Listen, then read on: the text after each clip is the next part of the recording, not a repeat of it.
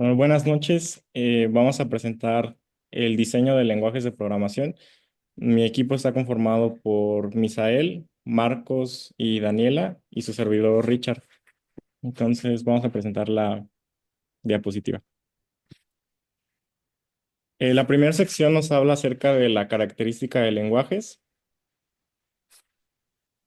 y el primer punto que toca nuestra presentación es justamente la representación. Una representación en un ordenador de un objeto es una asignación de los hechos relevantes de un objeto a elementos del ordenador. Nos guiamos en el libro que nos pasó el profesor y encontramos dos tipos de representaciones, tanto de alto nivel como de bajo nivel. En la de alto nivel se especifican propiedades funcionales o nombres simbólicos y tipos de datos, mientras que en la representación de bajo nivel describe una implementación particular del objeto de un ordenador, como pueden ser la cantidad de bytes y la posición de cada campo. Eh, el siguiente tema es los tipos básicos, en el cual también durante la carrera los hemos conocido como los primitivos. Básicamente son representados mediante un número fijo de bytes, como pueden ser números enteros, caracteres, números reales, booleanos y referencias.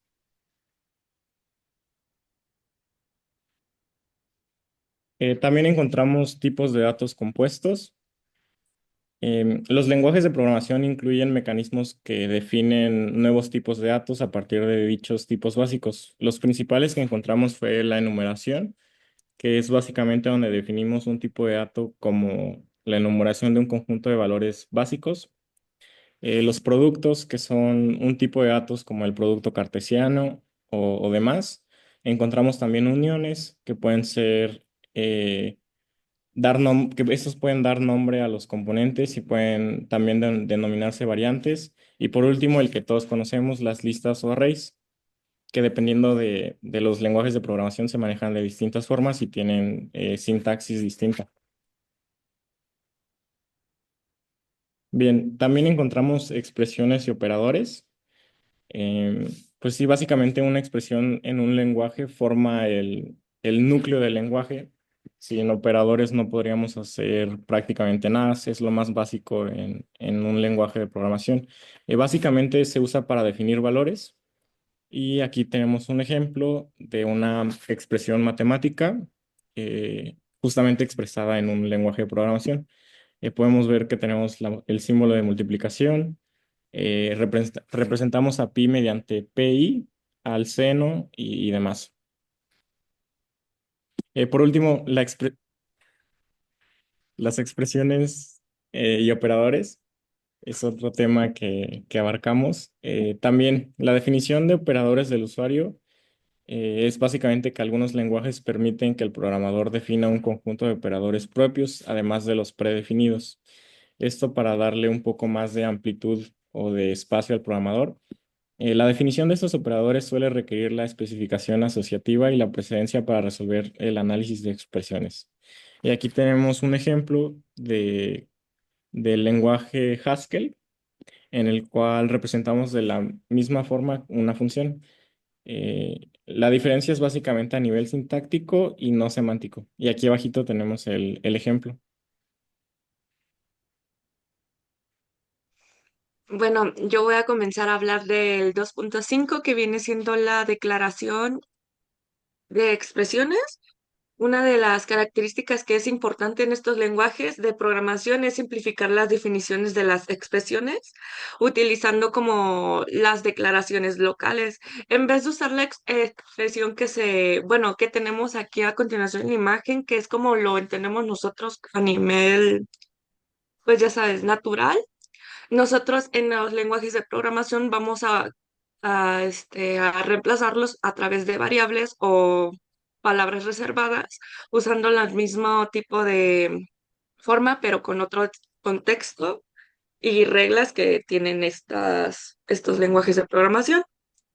Las declaraciones permiten asociar un nombre de un objeto en un contexto y una posible sintaxis sería, pues en este ejemplo, usando pues el objeto sobre en la expresión.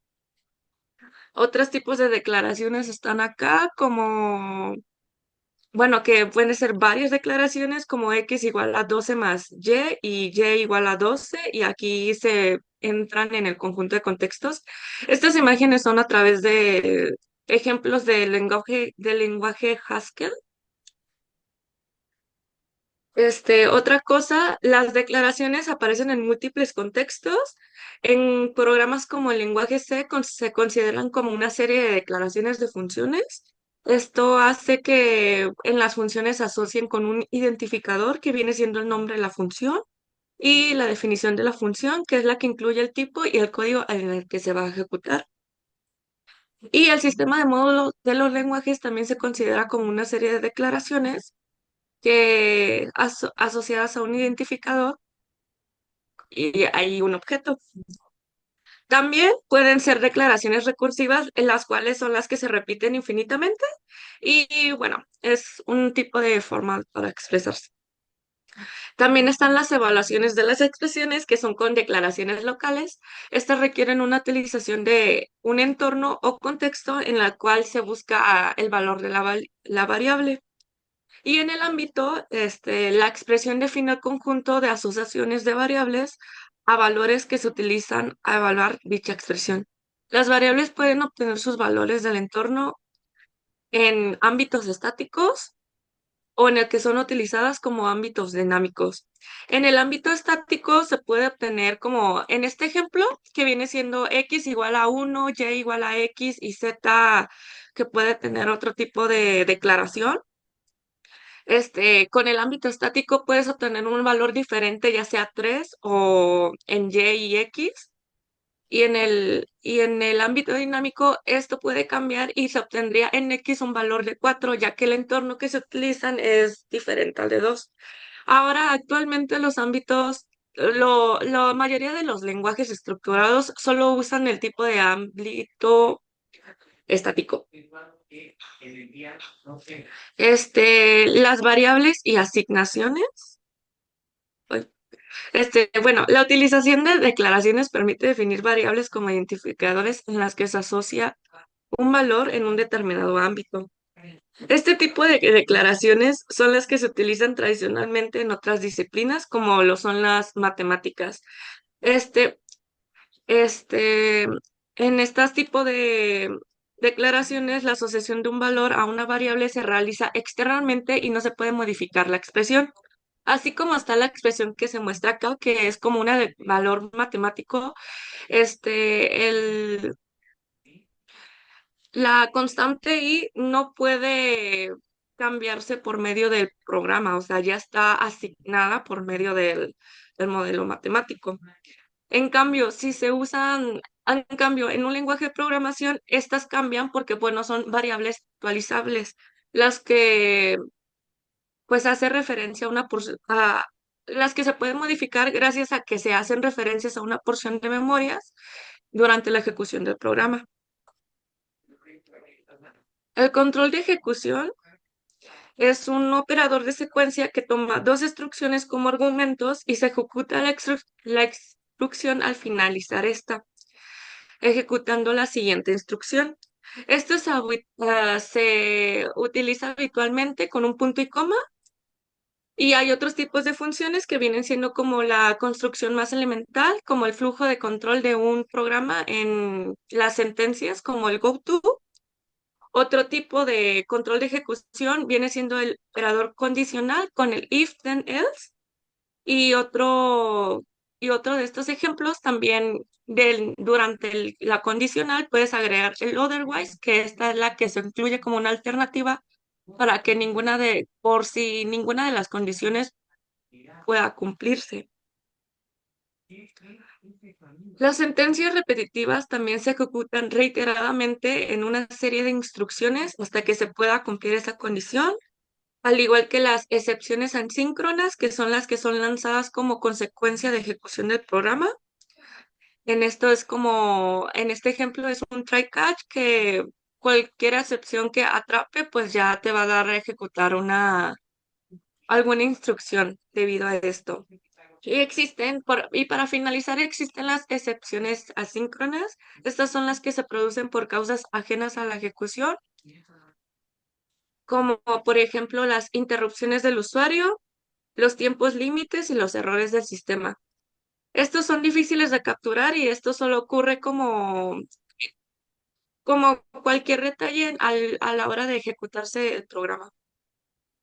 Y los mecanismos de expresión, bueno, las principales características de la programación es facilitar la abstracción.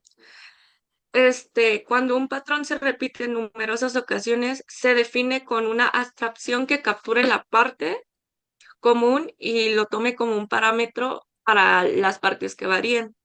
Como por ejemplo está la notación lambda que se suele utilizar para especificar abstracciones y pues con esta abstracción se toma un parámetro x que devuelve a x por x.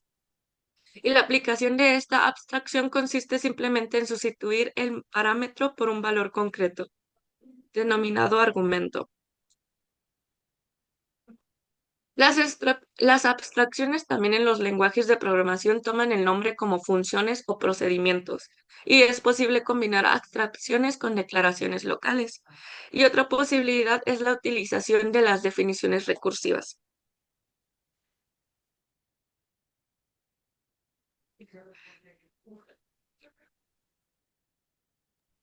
Ya, o sea, para finalizar, mi compañero Misael va a hablar de las entradas y salidas.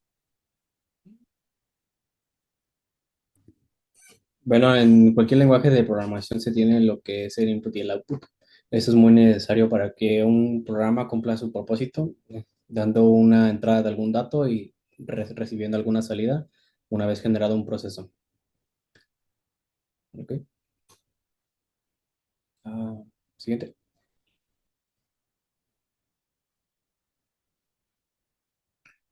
Los mecanismos de abstracción. Va, va. Bueno, si hablamos un poco más abajo, desde un kernel tenemos lo que es el stdin, el stdout y el stdr, que son instrucciones muy simples, por así decirlo, ya que se usan desde la antigüedad y todos los sistemas, incluso de hoy en día, las siguen utilizando desde la consola. Esto, como su nombre indica, indica la entrada estándar, la salida estándar y la salida de errores. Otro mecanismo habitual de comunicación con el exterior en los sistemas de Unix es el paso de argumentos en la línea de comandos, como se mencionó, y la lectura de variables de entorno. Esto es más conocido desde un archivo, el bash, de los sistemas de Unix o la variable de entorno, ya sea del sistema o de todo el usuario. ¿Lo siguiente? Bueno, la concurrencia es algo que ya existe desde hace mucho tiempo, es algo opuesto a lo que vendría siendo lo paralelo, porque no es un sinónimo. La concurrencia es el utilizar varios núcleos a la vez y permitiendo pues obtener datos más eficiente. Existen numerosos lenguajes que incluyen facilidades para el desarrollo de código, lo cual nos permite utilizar procesos concurrentes. Incluso ya hay lenguajes que lo hacen como Go. Una característica habitual de esos lenguajes es la posible creación de programas no deterministas. Esto va más a lo de Machine Learning o la inteligencia general.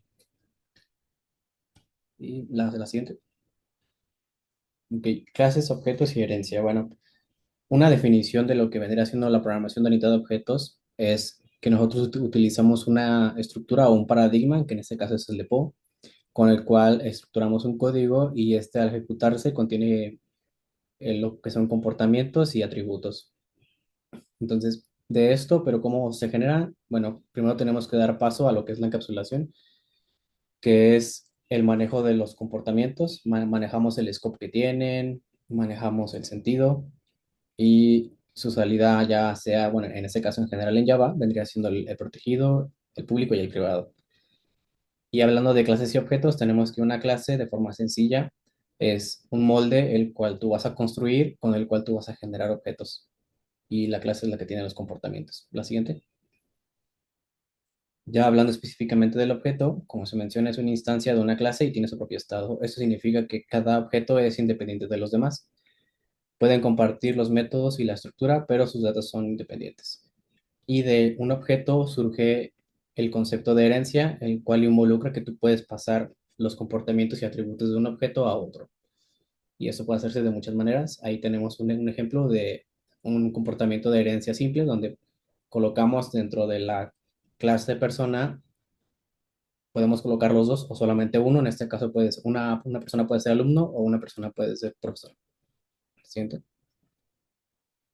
Ahora, ya un poco adentrándonos más, tenemos lo que es la herencia con enlaces dinámicos y enlaces estáticos. ¿Esto qué significa? Como referencia vamos a usar Java, entonces tenemos que una herencia única es cuando tú tienes los atributos de una sola clase, como el diagrama anterior. Una herencia multinivel es que aparte de la persona, puede ser un empleado, y aparte de un empleado, puede ser un trabajador en otro lado. Entonces, ahora tendría dos clases. Y una herencia jerárquica podría irnos a un ejemplo un poco más complejo, como el de un animal. De un animal pasa a un perro y de un perro a lo mejor puede pasar a que es terrestre. Y herencia múltiple, esto ya es diferente, ya que lo que está haciendo, esto sí no lo implementa Java como tal, porque tú nada más puedes tener herencia de una sola clase directamente desde la clase. Tú puedes tener la herencia dentro de la clase, pero es diferente, porque utiliza sus comportamientos. Y la herencia híbrida, en este caso, ese es un ejemplo muy bueno, ya que Java comparte lo que es el significado del diamante, ya que no puede heredar más de una clase directamente. La siguiente. Ahora pasamos a lo que es polimorfismo. Polimorfismo es el uso de un mismo comportamiento modificando su estructura. ¿A qué me refiero con esto? En idioma de programación, lo que mencionamos es que si tú tienes un método, un comportamiento llamado conducir, este comportamiento tú lo puedes heredar. En este caso, viendo el diagrama, lo podemos heredar a un coche o a una moto. Tú puedes conducir ambos, pero no sería de la misma forma. Entonces, comparten un método, pero de forma diferente. Siguiente. Y la genericidad es un concepto que se sigue utilizando hoy en día. Ya lleva tiempo desde los primeros lenguajes, como ahí se menciona en C++, Haskell, Miranda y hoy en día también Machine Learning, que ya se utilizaba antes. Esto significa que tú puedes generar una clase la cual puede involucrar cualquier tipo de dato y tratarlo como uno mismo. Eso es más enfocado a algoritmos ya un poco más avanzados. Por ejemplo, aquí se menciona el Quicksort, que este es independiente del lenguaje, pero solamente se puede utilizar con números o representaciones de números. No puedes utilizar letras, sino que usaría un error en el propio algoritmo. Siguiente. La descomposición modular va enfocado más a los trabajos en equipo. Esto se puede asimilar como una parte del concepto estructural o la base de Git, ya que al final de cuentas lo que se ocupa es utilizar un sistema que nos permita trabajar a diferentes personas, pero en programación es lo de divide y vencerás, donde tú vas generalizando todos los comportamientos de tu sistema, los vas dividiendo en secciones y de esas secciones se van programando de forma independiente. Esto aumenta la seguridad. La encapsulación se puede hacer de forma más específica o detallada. Al momento de compilar, obviamente podemos trabajar con microservicios, que pues sería una idea, pero en general la compilación puede ser separada. La gestión de espacio de nombres, esto va enfocado a que las líneas de código pueden ser independientes o si puedes mover una, no afectaría todo el sistema en general, solamente una porción de él. O que la independencia de la implementación, el sistema debe facilitar la creación de una interfaz sobre la cual pueda definirse una o varias implementaciones. Esto es enfocado ya al usuario.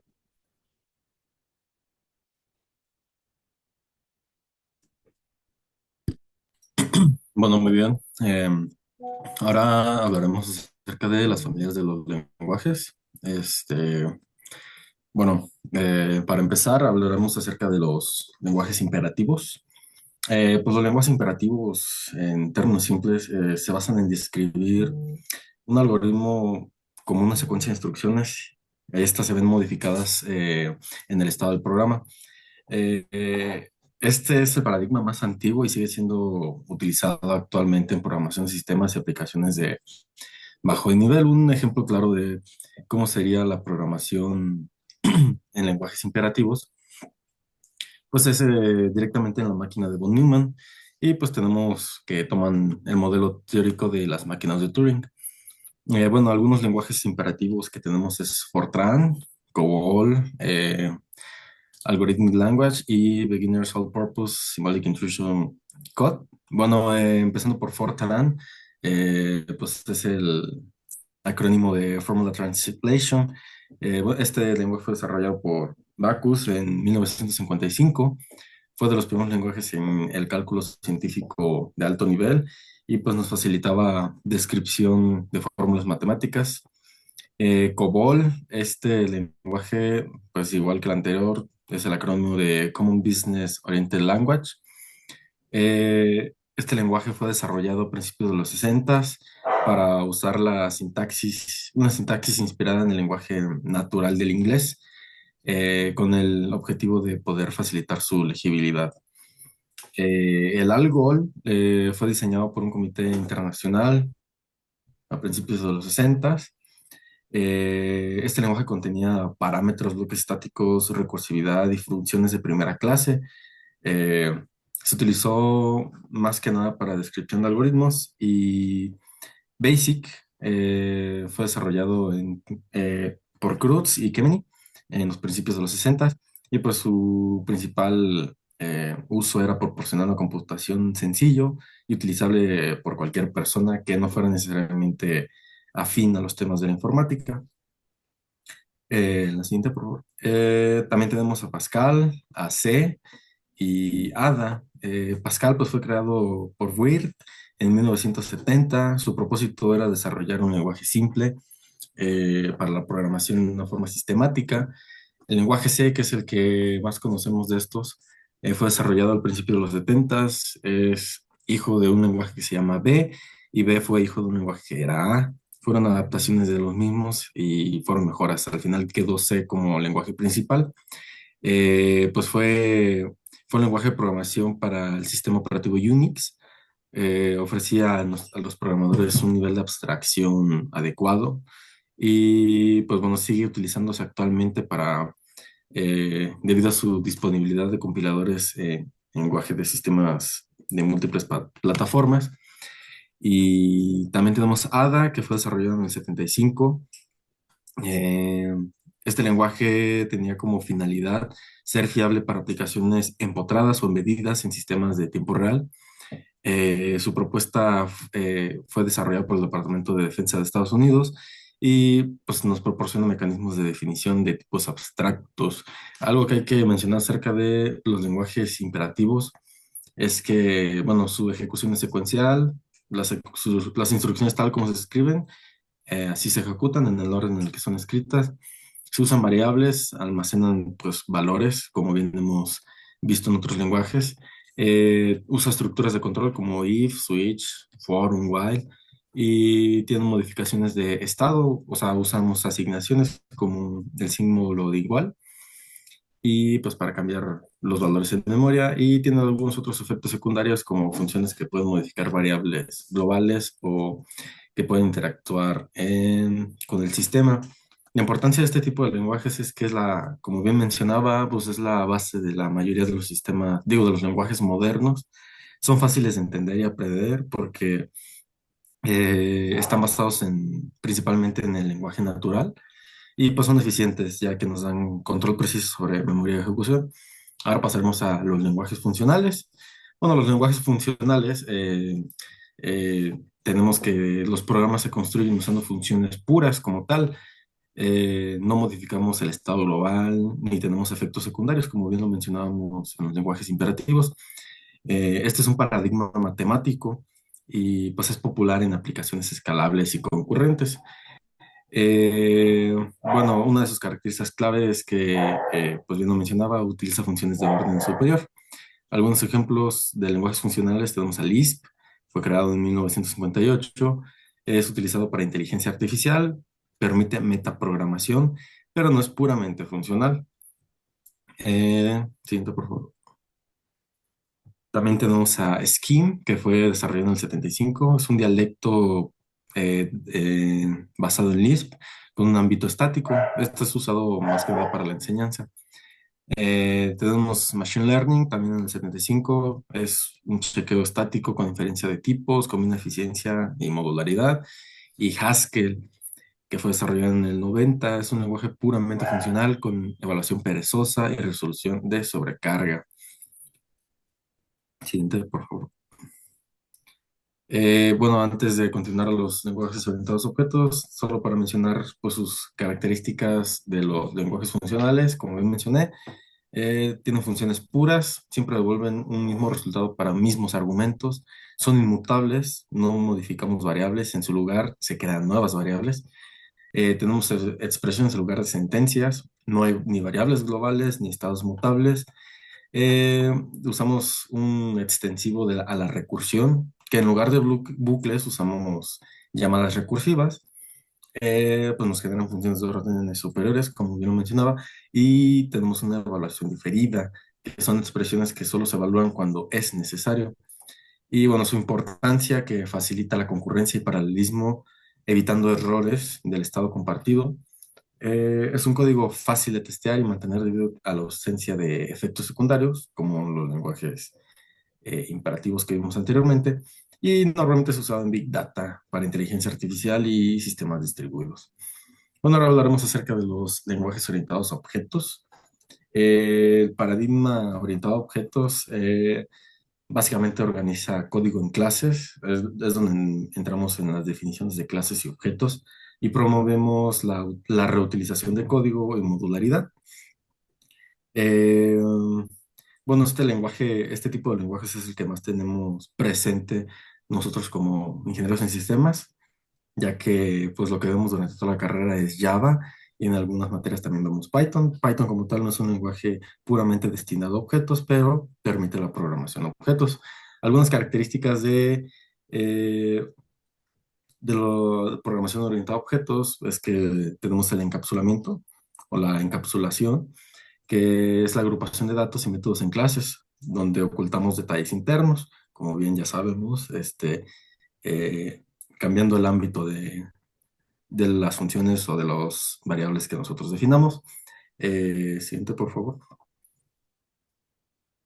Tenemos la herencia, las clases que definimos en la programación orientada a objetos pueden ser heredadas por por otros objetos o incluso clases para reutilizar código. El polimorfismo, que nos permite tener un mismo método, que un mismo método funcione con diferentes tipos de datos. La abstracción, que de hecho este es es uno de los conceptos más importantes de la programación orientada a objetos, que es que nosotros ocultamos por así decirlo, la complejidad interna de un problema y exponemos únicamente lo necesario para definir algún tipo de programación. Y como última característica tenemos mensajería entre objetos, que por los objetos que nosotros definamos en la programación orientada a objetos interactúan entre sí mediante métodos o mediante acceso a sus datos, ¿no? Siguiente, por favor. Eh, y bueno, ahora pasamos a la programación lógica. Eh, la programación lógica es un paradigma que se basa en la lógica matemática, donde los programas que se escriben en este tipo de programación están formados por reglas y hechos y un motor de inferencia que resuelve las consultas. Básicamente el motor de inferencia es como una base de datos que es predefinida por el programador. Este, Algunas de sus características es que está basado en una lógica de primer orden, o sea que usamos hechos y reglas en lugar de procedimientos. No es imperativo, no se indican pasos secuenciales, sino relaciones lógicas. Eh, Tenemos backtracking automático. Esto significa que el sistema intenta diferentes soluciones para encontrar la correcta. Y pues esto es usado en inteligencia artificial, lo usamos para sistemas expertos y procesamiento de nuestro lenguaje natural. Algunos ejemplos de lenguajes de programación lógica, pues es Prolog, que básicamente son las siglas de programación lógica, fue desarrollado en 1972, fue creado por Colmar para el procesamiento de lenguaje natural y pues es popular para la inteligencia artificial. Tenemos también Curry, que fue desarrollado en el 96, fue desarrollado por Janus para combinar un sistema de programación funcional que usa Narrowing y un sistema de tipo similar al Haskell. Este, y pues bueno, otros paradigmas de la programación, tenemos la programación concurrente y no determinista. Eh, Este tipo de programación nos permite ejecutar múltiples tareas al mismo tiempo y pues algún ejemplo de esto es Erlang, que es de un sistema distribuido, y Go, que es un lenguaje de programación de alta concurrencia. También tenemos la programación dirigida por eventos. Este tipo de programación pues, nos define un flujo de ejecución que responde a eventos como clics o mensajes. Como tal, no tenemos un lenguaje que nosotros hayamos visto en la carrera, pero sí tenemos un framework que hemos usado que puede definirse como programación basada en eventos, orientada a eventos, que es JavaFX, que programamos interfaces gráficas y dependiendo de la interacción que tengamos con nuestra interfaz, vamos a tener distintas ejecuciones del programa. Un ejemplo clarísimo de este tipo de paradigma es JavaScript para navegadores o Node.js para el backend de desarrollo web. También tenemos la programación visual, la programación mediante restricciones y la programación orientada al aspecto. Y pues esto sería todo de parte de las familias de lenguajes. Bueno, entonces con esto concluimos nuestra presentación. No sé si alguien quiere agregar algo más,